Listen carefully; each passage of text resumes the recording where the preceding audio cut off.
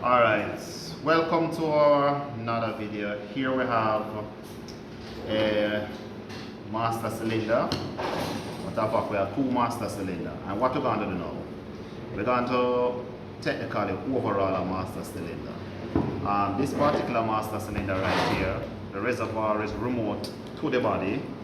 I'm just here to show you this. I'm not going to overhaul this one. Technically, they are all the same. But this is the one that I'm going to overhaul. We have to note that some master cylinder cannot be overhauled because right here, where the back of it is sealed. So there's no circuit or nothing right here to overhaul it. It's sealed from the factory. When the master cylinder becomes defective, you discard it. Alright, okay. So the question is, what would cause you to overhaul a master cylinder? Why would you want to overhaul a master cylinder? That is a multi-million-dollar question. Sometimes the rear, the back of the master cylinder right here might be leaking and you need to buy an overhaul kit to overhaul it. And sometimes you can have internal leak within the master cylinder. What internal leak means is that when you depress the brake pedal will go straight to the ground. But when you should do an inspection of the braking system, whether the caliper, whether the wheel cylinder, whether the master cylinder, whether the ABS modulator, line or hose, there's no external leak. The fluid in the reservoir is at the maximum level. However, whenever you press the brake pedal goes straight to the floor of the vehicle. In a situation like that, you have an internal leak. And if you have an internal leak, you can overhaul the master cylinder. Mind you, some master cylinder, even if you don't have an external leak, you still cannot overhaul it because the body of the master cylinder itself wear. Alright.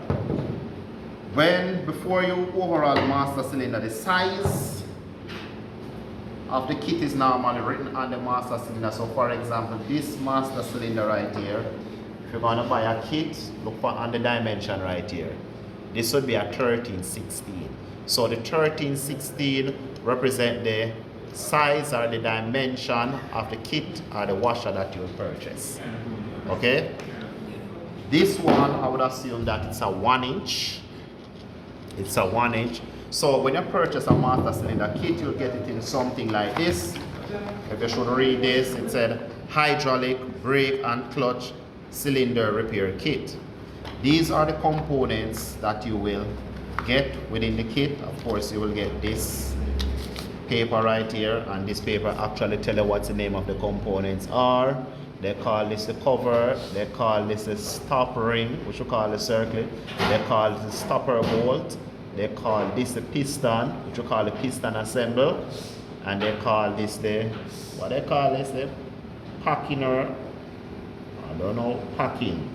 I don't know why they call it. And they call this a piston. So these are the components that you will get when you purchase a master cylinder kit. So these are the inner components that you will be replacing. So it will look technically like this. It will look technically like this. So we would have the primary piston assemble and the return spring. And here we have the cup seal. And here we have another cup seal, and this is a piston assemble. This would be the seal that will seal the rear of the master cylinder. This will be the center, because this is a tandem master cylinder kit. So this will be the primary back here and the secondary. So this is what you will get when you purchase a master cylinder kit.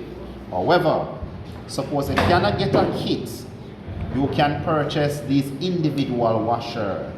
And these individual washer, you can actually remove this individual washer from the piston assemble.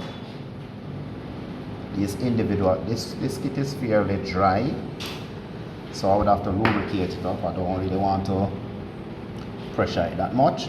But you can purchase these individual washer. And if you purchase these individual washer, these washer are also using wheel cylinder. So all the thing you need to know is the size. Okay? So if you cannot get a master cylinder kit, you can just purchase the individual washer, but you have to know the size. Alright, so here we have our master cylinder now. And when we have our master cylinder, we're going to disassemble it. So the tools that we're going to use, well, I'm going to use this for pumping purpose. I'm going to use my circuit clip pliers or snap ring pliers. I'm going to use my spanner. I could use an adjustable and remove this bolt right here. This is actually a pressure residual bolt.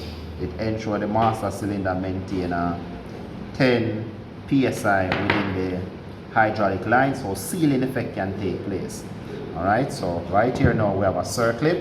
So I'll use my circlip pliers and remove this circlip. I'm going to put my hand over it when I'm moving it because I don't want it to and it fly and hit anybody in their eye. So you just protect yourself, just put your hand over it and remove it. If it fly, better fly in your hand.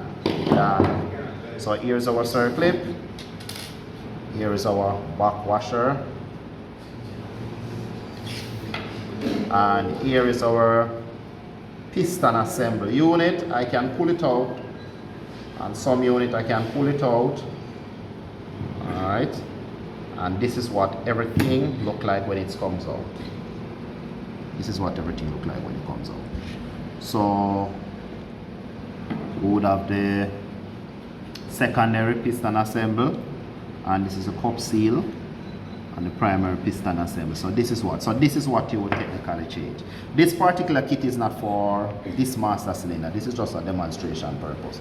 So this is it to disassemble the master cylinder, and of course when you finish you can use a nice piece of shamaya cloth and you clean out inside the body.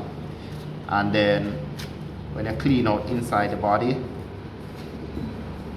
because we don't want anything rough to go in there and to do any damage, because these are very precision tolerance in here. And then reassemble purpose, remember this is what you'll be changing. So reassemble purpose, you just do some little lubrication. We don't want to make too much mess right here. Inside the body, you just lubricate inside the master cylinder body, ensure it is wet and nice. So the master cylinder, the new one, and lubricate the new components too. Lubricate the new components too. And just take time. This can disassemble it. See, it can disassemble.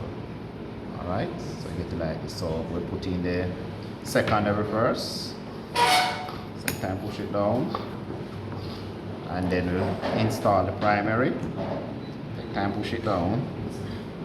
And then we'll install the washer. Take time, push it down. And then we'll install the circlip. And then we got to do some pushing and locking with the circlip. And so let us install our circlip pliers. Do the locking, pushing.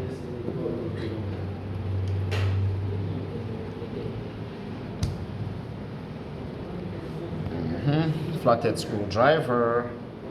Alright. You have a bigger flathead screwdriver over there? Thank you. Push down, open up. Alright. This don't sit in the groove as yet. I want this to sit in the groove.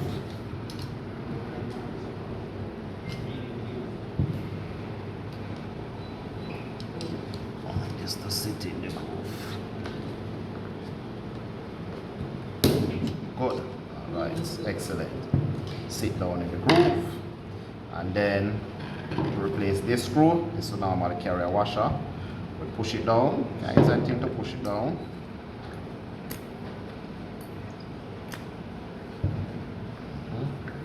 Alright, good.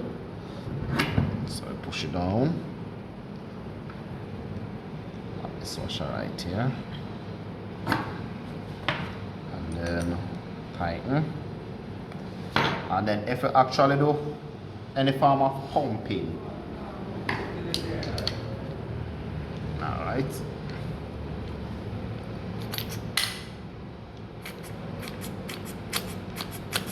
I don't, you hear that sound? All right.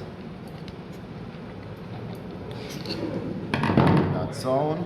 And after this process, we will bench bleed the master cylinder, where I'll make another video to show you how to bench bleed the master cylinder and why we bench bleed the master cylinder.